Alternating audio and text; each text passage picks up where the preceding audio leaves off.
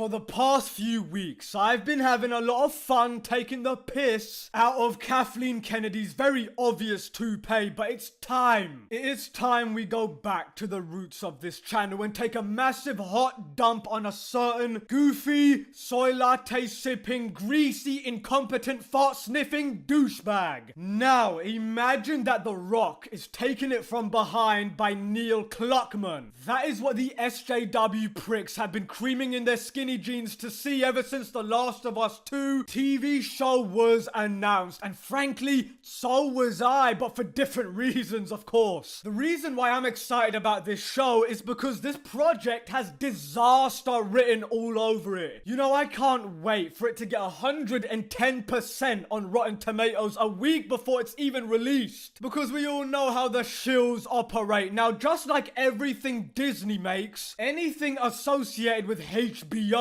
can also be watched for free on Jack Sparrow's pirate ship. Now, before you come aboard and experience all the fruits of the free plunders, I must warn you. There's a blonde woman who smells like fish who takes on your bed. I'm just letting you know. And speaking of Disney, in the Star Wars universe, treachery is the way of the Sith, and in the real world, treachery is the way of Hollywood. And welcome to Hollywood, by the way, where is high and the hypocrisy is even higher, because in the same week that Gina Carano was fired for literally no reason other than maybe to expose the idiotic morons on Twitter for having zero reading comprehension, I'm thinking that there's too much blue hair dye that seeped into their empty brains. Now, a man who called 70 million Americans actual Yahtzees is rewarded. Yeah, no political bias whatsoever. What have I always said on this channel? Hollywood, along with the gaming industry, are the only places where fucking up gets you promoted. Failing upwards is part of the culture for those hippies. Now, in Hollywood, they don't just stop acting even when they're not on set. No.